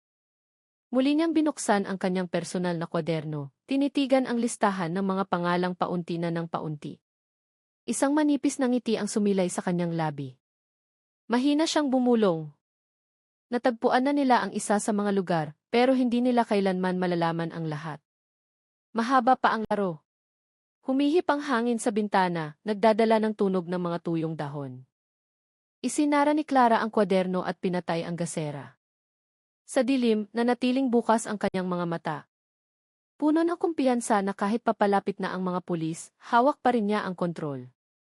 Para sa kanya, ang nabunyag na bodega ay isang maliit na pinto lamang. Mayroon pang ibang mga pinto na hindi pa natatagpuan, at hanggat mayroon pa, magpapatuloy ang kanyang paghihiganti. Nang umagang iyon, nayanig ang Boja Police Station dahil sa isang misteryosong padala. Isang kahon na gawa sa kahoy na walang pangalan ang nagpadala ang iniwan sa desk. Akala ng mga pulis ay ordinaryong pakete lamang ito, ngunit nang buksan, lahat ay natigilan.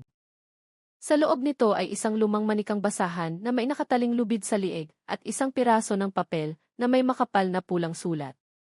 Ang nakasulat ay, abala kayo sa paghahanap ng katotohanan, pero nakalimutan ninyong protektahan ang mga buhay pa. Ngayong gabi, isang buhay na ang kinuha ko at bukas, maaaring mas marami pa. Nakapirma, Clara. Binasa ni Major Romero ang sulat na may naninigas na mukha, kinuyom ang kanyang kamao, tumigas ang kanyang panga. Bumulong si Santos na nasa tabi niya, "Sir, hinahamon na niya tayo ng harapan. Hindi na ito basta banta, kundi isang laro na siya ang kumokontrol." Hindi pa sila nakakapag-usap nang pumasok ang isang emergency report.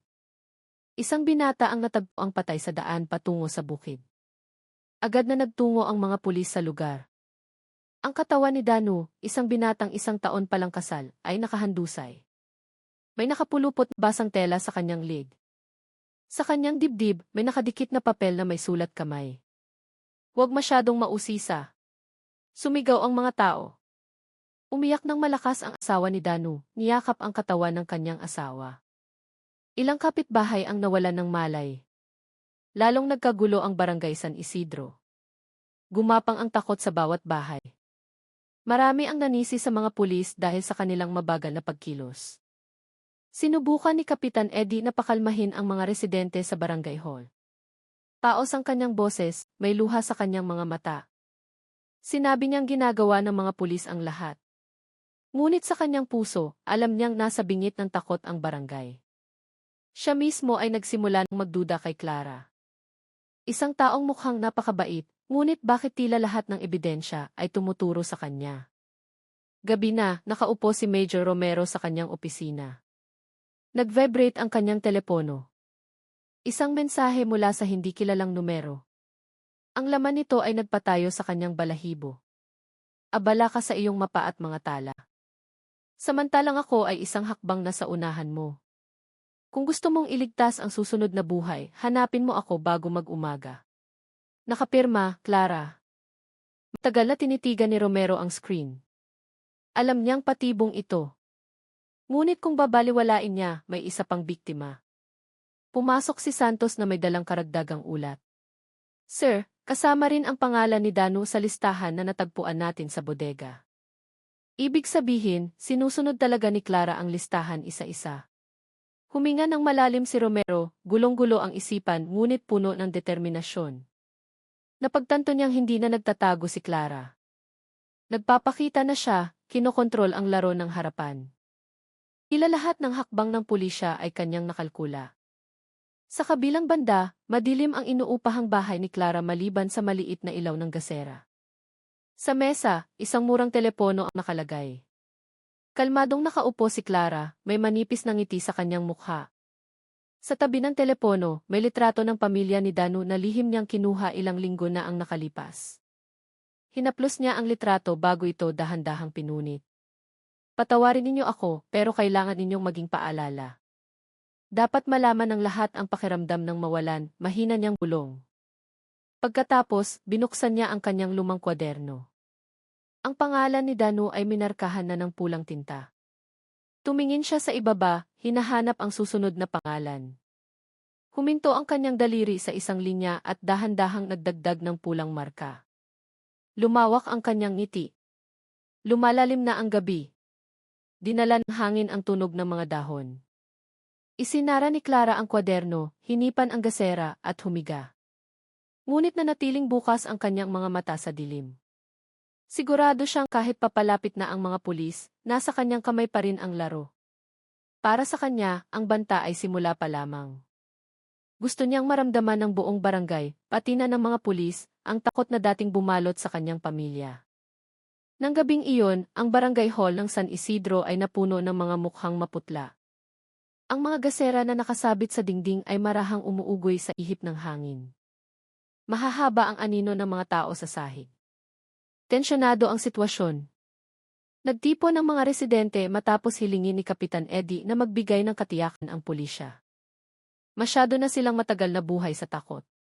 Isang ina ang tumayo habang umiiyak. Paos ang kanyang boses. Hanggang kailan kami mabubuhay ng ganito, sir? Isa-isang namamatay ang aming mga anak. At kami ay naghihintay na lang ng aming turno. Naging maingay ang paligid. Nag-usap-usap ang mga tao, ang ilan ay galit, ang ilan ay nagpaubaya na. Tumayo si Major Romero sa harap. Matigas ang kanyang mukha, ngunit pagod ang kanyang mga mata. Tinitigan niya ang mga residente isa-isa at sinabi ng may mabigat na boses, alam kong nababalisa kayo. Maniwala kayo, hindi kami tumitigil. Lalong nagiging matapang ang salarin, pero senyales iyon na nagsisimula na siyang maipit. Kailangan lang namin ng kaunting panahon para isara ang kanyang daan. Ngunit hindi sapat ang mga salitang iyon para pakalmahin sila. Narinig ang mga mapanuyang bulungan sa sulok. May nagsabing puro salita lang ang mga pulis. May nanisi sa kapitan dahil hindi niya naprotektahan ang kanyang mga residente. Yumuko si Kapitan Eddie. Nanginginig ang kanyang balikat sa pagpipigil ng pagsisisi. Habang umiinit ang sitwasyon, biglang bumukas ang pinto ng barangay hall. Pumasok ang malamig na hangin. Lahat ay lumingon. Sa pintuan, nakatayo ang isang babae na nakasuot ng itim na kapote. Maputla ang kanyang mukha sa liwanag ng gasera. Si Clara. Dahan-dahan siyang pumasok, tinanggal ang kanyang kapote, ipinakita ang kanyang katawan na nakasuot ng simpleng puting bestida. Isang manipis na ngiti ang nakaukit sa kanyang labi. Pasensya na kung naabala ko ang pulong na ito, kalmado niyang sabi. Masyadong kalmado. Natahimik ang buong silid. Mabilis na tumayo si Kapitan Eddie, nanginginig ang boses. Ikaw, anong ginagawa mo dito? Ilang residente ang umatras, ang iba ay tinitigan siya na maihalong galit at takot. Agad na tumayo sina Major Romero at Santos. Handa ang kanilang kamay sa kanilang baril. Ngunit itinaas ni Clara ang kanyang dalawang kamay na parang sumusuko. Kalma lang po, Major. Hindi ako naparito para tumakas. Naparito ako para magbigay ng mensahe. Lalong naging maingay ang silid dahil sa mga salitang iyon. Sumigaw ang ilang residente. May yumakap sa kanilang mga anak para hindi makita. Lalong nagkagulo. Bago pa may makakilos, pumalakpak si Clara ng 2 beses. Mula sa labas, narinig ang tunog ng isang van na papalapit. Ang malakas na ugong nito ay nagpatibok ng mabilis sa puso ng mga tao. Huminto ang van sa tapat ng barangay hall. Bumukas ang 2 pinto sa likod. Isang masangsang na amoy ang pumasok sa silid.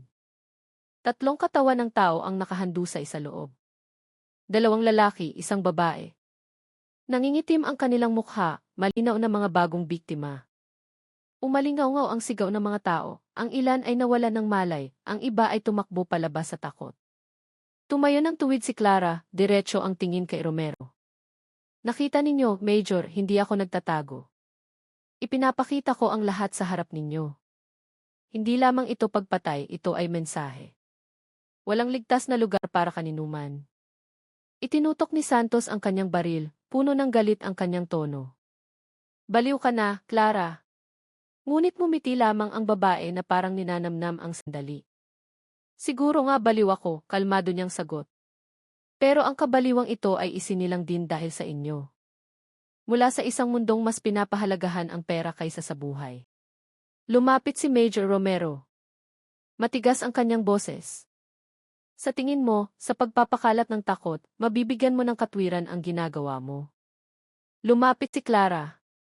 Ilang metro na lang ang pagitan nila. Kumikislap ang kanyang mga mata sa galit.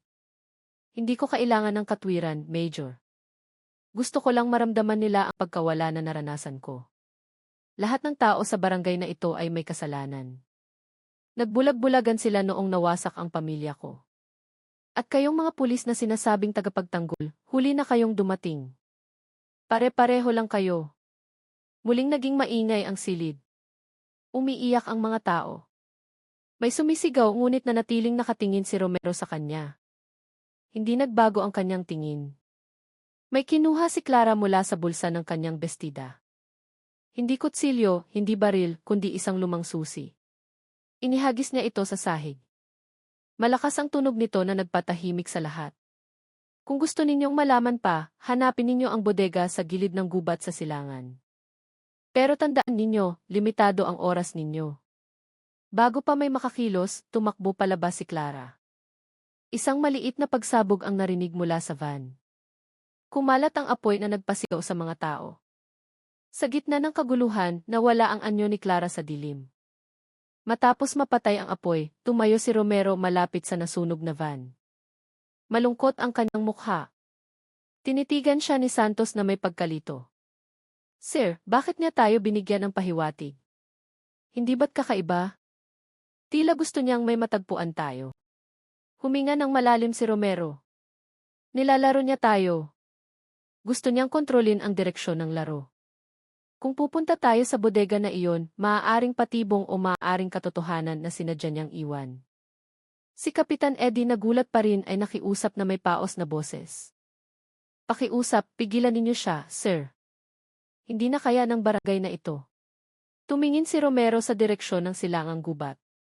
Puno ng determinasyon ang kanyang mga mata. Kung ito ang larong sinimulan niya, ako ang tatapos nito. Ang langit sa ibabaw ng San Isidro ay madilim pa nang tumayo si Major Romero sa gilid ng silangang gubat. Isang manipis na hamog ang nakabitin sa mga puno, ginagawang malabo ang paningin. Sa tabi niya, si Santos at 2 pang pulis ay handa na maihawak na baril. Narinig ang tunog ng mga ibon sa gabi na parang nagbibigay ng masamang pangitain. Sa likod ng makakapal na puno, nakita nila ang isang lumang gusali. Isang bodega na gawa sa kinakalawang na yero na may nakatagilid na bubong. Nakapadlock ang pinto. Mula sa malayo, mukha itong abandonadong gusali. Ngunit ang lupa sa paligid ay nagpapakita ng mga bagong bakas ng van. Napalunok si Santos, bumulong ng mahina. Sir, malinaw na ito ang lugar na tinutukoy ni Clara, pero bakit niya sinabi sa atin? Tinitigan ni Romero ang bodega. Dahil gusto niyang pumunta tayo dito. Hindi lamang ito pahiwatig, laro din ito. Pero kailangan nating suriin anuman ang panganib. Dahan-dahan silang lumakad. Bawat hakbang ay mabigat. Malamig ang pinto ng bodega ng hawakan. Inilabas ni Romero ang lumang susi na inihagis ni Clara. Nakapagtataka, eksakto ito sa padlock. Isang tunog ng pag-click ang narinig na nagpatindig sa kanilang balahibo. Iginulong ang kinakalawang na pinto. Ang langit-ngit nito ay tumago sa katahimikan ng gabi. Isang masangsang na amoy ang bumulwak, mas matindi kaysa sa amoy ng mga bangkay sa van. Nagtakip ng ilong ang lahat. Maputla ang kanilang mga mukha. Ipinasok ang ilaw. Dose-dosenang rehas na bakal ang nakahilera na parang mga haula. Sa loob nito, may mga labi ng katawan ng tao. Mga buto na nagkalat na may damit pa. Ang ilan ay hindi pa lubusang naagnas, nabubulok sa dilim. Umatras si Santos. Putlang-putla ang kanyang mukha. Diyos ko, gaano karaming tao ang ikinulong dito. Tinitigan ni Romero ang tanawin na may naninigas na panga. Hindi lamang ito lugar ng pagkakakulong, ito ang impyernong itinayo niya. Sa isang sulok, natagpuan nila ang isang malaking tabla na may magaspang na sulat kamay. Ang nakasulat ay nakakadurog ng puso. Para sa mga nagbubulag-bulagan, heto ang ebidensya ng inyong kasalanan. Sa ilalim ng sulat, may mga lumang litrato. Mga mukha ng mga taga-barangay San Isidro noong bata pa sila, kasama si Kapitan Eddie. Mayroon ding litrato ng pamilya ni Clara. Mukhang mahina ang kanyang ama. Nakahiga at may sakit ang kanyang ina at maputla ang kanyang kapatid. Lahat ay may nakataling kamay. Nagulat si Santos, nanginginig ang boses. Sir, ibig sabihin, totoo ngang biktima ang pamilya niya noon. Dahan-dahang tumango si Romero. Hindi siya nagsinungaling tungkol sa kanyang nakaraan. Pero pinili niyang maghiganti sa isang mas malupit na paraan. Biglang sumara ang bakal na pinto sa likuran nila. Lahat ay lumingon. Nakalock ito mula sa labas. Biglang kumislap ang ilaw ng bodega at naging pula. Isang lumang speaker sa sulok ang umugong. Malinaw ang boses ni Clara, malamig, puno ng pang-uyam. Maligayang pagdating, Major Romero at iyong mga alagad. Sa wakas, nakita ninyo ang katotohanang itinatago nila. Nakikita ninyo ang mga butong iyon? Dati silang naniniwala, pero pinili ng barangay na ito na manahimik. Tulad ninyong mga pulis na kumikilos lamang kapag may atensyon na. Sumigaw si Santos, itigil mo na ito, Clara. Masyado ka nang malayo. Hindi na ito paghihiganti, ito ay massacre. Isang mahinang tawa ang narinig mula sa speaker. Sa tingin ninyo, may pakialam ako. Ibinabalik ko lang ang ginawa nila. Lumapit si Romero, tinitigan ang speaker na parang kaharap si Clara. Kung gusto mong malaman ko ang katotohanan, bakit hindi ka lumapit sa akin? Natahimik sandali ang boses ni Clara at naging mahina. Dahil pare-pareho lang kayo, Major. Nag-report ang pamilya ko pero nanahimik ang mga pulis. Pare-pareho lang kayo. Biglang nanginig ang mga rehas. Mula sa isang hawla, narinig ang isang mahinang boses. Tulong! Itinutok ni Santos ang kanyang flashlight. Isang payat na lalaki na puno ng sugat ang hirap huminga. Sir, may buhay pa. Ngunit bago pa sila makatulong, muling narinig ang boses ni Clara. Maaari mo siyang iligtas o maaari mong iligtas ang iyong sarili. Mamili ka, Major. Dahil sa loob ng ilang minuto, magiging libingan ninyo ang bodega na ito. Nagulat si Romero. Itinutok niya ang flashlight sa isang sulok. Tama nga, may isang bomba na may kumikislap na pulang ilaw. Nataranta si Santos, nanginginig ang boses. Sir, bomba iyon. Kaunti na lang ang oras natin. Patuloy na sumisigaw ng tulong ang biktima. Gusto ng barilin ni Santos ang padlock. Habang si Romero ay kailangang mag-isip ng mabilis. Muling narinig ang boses ni Clara. Ngayon, alam mo na ang pakiramdam, Major.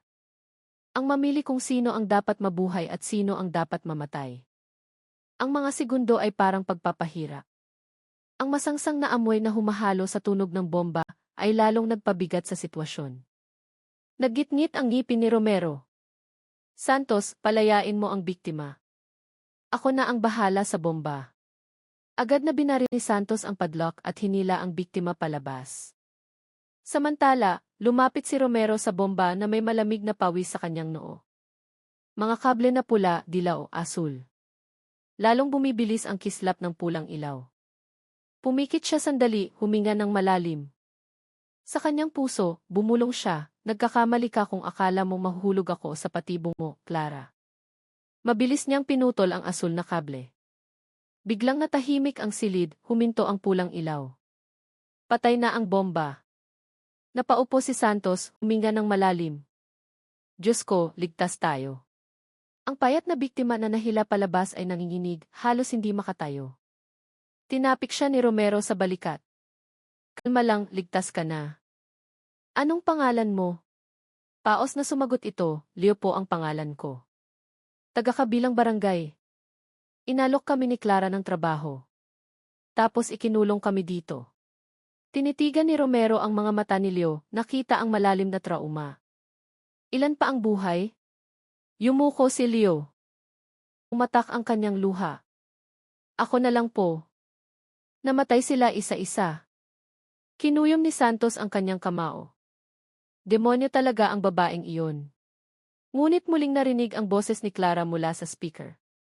Malamig ang kanyang boses, walang tawa. Iba ka nga, Major. Pero hindi mo pa rin ako mapipigilan. Isang maliit na pagsubok lang ang bomba na iyon. Ang totoong laro ay nagsisimula pa lang. Ang langit sa San Isidro ay makulimlim, ang mga itim na ulap ay mabigat na nakabitin, na tila sumasaksi sa huling yugto ng isang mahabang trahedya. Tahimik ang barangay, paminsan-minsan lang maririnig ang tahol ng aso at ang tunog ng mga dahon sa ihip ng hangin.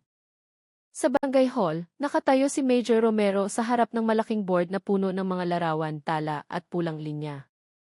Sa paligid niya ay sina Santos, Kapitan Eddie, at ilang residenteng nanatili. Bagamat bumabalot pa rin ang takot. Sa isang silyang kahoy, nakaupo si Leo na may kumot na nakabalot sa kanyang payat na katawan. Malungkot ang kanyang mga mata, ngunit mahina ang kanyang boses nang magbigay ng babala. Lagi niyang sinasabi ang tungkol sa huling gabi, ang gabi kung saan maaalala ng buong barangay ang kanyang pangalan magpakailanman. Natahimik ang lahat. Ang mga salita ni Leo ay nakabitin sa hangin. Yumuko si Kapitan Eddie, maputla. Naggitngit ang ngipin ni Santos. Kung ganoon, may pinaplano siyang mas malaki pa kaysa sa isa o dalawang biktima. Tinitigan ni Romero ang lahat ng may matalas na tingin. Hindi tayo maaaring maghintay lang. Ngayong gabi, gagawin nating pain ang barangay na ito. Papaniwalain natin siyang lahat ay kampante. Samantala, magbabantay ang mga pulis sa bawat sulok. Kung gusto niya ng huling gabi, nandoon tayo para harapin siya. Nang gabing iyon, tila bumalik sa normal ang barangay. Sinindihan ang mga ilaw sa kalsada. Hiniling sa mga residente na manatili sa kanilang mga bahay na may bukas na ilaw. Ngunit sa likod ng mga anino, nakakalat ang mga pulis. Sa palengke, sa simbahan, sa bahay ng kapitan, at maging sa pasukan ng barangay. Tumayo si Romero sa harap ng barangay hall na maihawak na walkie-talkie. Lahat ng team, maging alerto. Kung may kahina-hinalang galaw, i-report agad. Mabagal ang takbo ng oras, lalong lumalamig ang hangin. Bago maghating gabi, biglang namatay ang mga ilaw sa silangang bahagi. Naging madilim ang barangay. Narinig ang boses ng isang pulis sa walkie-talkie. Sir, patay ang ilaw sa silangan. Agad na nag-utos si Romero, lahat ng team, itutok ang atensyon sa silangan. Huwag basta-basta gagalaw. Tumakbo si Santos patungo sa madilim na bahagi. Nakita niya ang isang anyo na nakatayo sa dulo ng kalsada. Nakalugay ang mahabang buhok. Itim na kapote ang iwinawagayway ng hangin. Si Clara. Diretso ang kanyang tingin. Kumikislap ang kanyang mga mata. Hawak niya ang isang maliit na itim na detonator. Isang manipis na ngiti ang nakaukit sa kanyang mukha. Ito na ang huling gabi, mahina niyang sabi.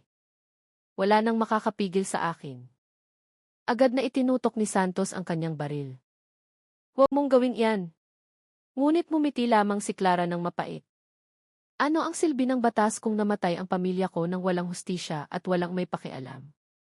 Si Leo, na dinala ng mga pulis, ay sumigaw. Clara, huwag. Nakita ko ang mga luha mo sa bodega. Alam kong hindi papatay ang puso mo. Nanigas sandali si Clara, nanginig ang kanyang mga mata, ngunit itinaas niya muli ang detonator. Buhay ka pa dahil hinayaan kita. Pero ngayong gabi, dapat nang matapos ang lahat. Dahan-dahang lumapit si Romero, ibinaba ang kanyang baril. Matigas ang kanyang boses, ngunit may bahid ng awa. Clara, kung gusto mo talagang maalala ka ng mundo, gawin mo sa ibang paraan. Ang paghiganti ay tatakpan lang ng dugo ang pangalan ng iyong pamilya. Hindi sila maaalala bilang biktima, kundi bilang dahilan mo sa pagpatay. Nanigas ang mukha ni Clara. Naalala niya ang kanyang kapatid, nakangiti. Ate, huwag kang maging halimaw. Pumatak ang kanyang luha, ngunit nanginginig pa rin ang kanyang kamay sa detonator. Hindi ako maaaring tumigil, bulong niya. Sinamantala ni Romero ang pagkakataon. Mabilis siyang sumugod, sinipa ang detonator mula sa kamay ni Clara. Tumalsik ito at kinuha ng isang pulis. Agad na hinawakan ni Santos si Clara mula sa likuran. Bitawan ninyo ako, sigaw niya. Ngunit wala na sa kanya ang detonator. Napaluhod si Clara, bumuhos ang kanyang iyak. Hindi. Dapat maramdaman nila ang sakit ko. Yumuko si Romero. Alam kong nasaktan ka. Alam kong nawalan ka ng lahat. Pero hindi ito ang sagot. Hindi mo lang sinisira ang barangay, sinisira mo rin ang pag-asa na maalala ng marangal ang iyong pamilya. Tinitigan siya ni Clara na puno ng luha. Siguro nga isa akong halimaw. Huminga ng malalim si Santos. Hindi ka halimaw. Nagkamali ka lang ng landas. Pero ngayong gabi, tapos na ang laro mo. Pinusasan si Clara at dinala sa sasakyan. Lumabas ang mga residenteng nagtatago. Ang ilan ay galit, ang ilan ay tahimik. Hindi makapaniwalang ang babaeng kilala nilang mabait ay utak ng lahat. Yumuko si Kapitan Eddie, pumatak ang luha. Lahat kami ay nagkamali. Nagbulag-bulagan kami sa paghihirap mo noon at ito ang naging kapalit. Nakatayo si Leo sa di kalayuan. Nanginginig. Alam niyang isinilang ang galit ni Clara mula sa tunay na sugat. Ngunit alam din niyang hindi na mababago ang kanyang tadhana. Nagtapos ang gabing iyon ng walang pagsabog, ngunit nag-iwan ng sugat na mas malalim. Ang barangay San Isidro ay maaalala hindi lamang dahil sa 69 na bangkay, kundi dahil sa isang babaeng nagngangalang Clara na pinili ang landas ng paghihiganti. Sa loob ng sasakyan, tinitigan ni Clara ang bintana. Dumaloy ang kanyang luha. Sa likod ng kanyang mga mata, nakita niya ang huling ngiti ng kanyang kapatid, na parang pinapatawad siya. Bumulong siya, patawad. At ang huling gabi ay nagtapos, hindi sa apoy na tumupok sa barangay, kundi sa isang katahimikan na mananatili sa puso ng lahat.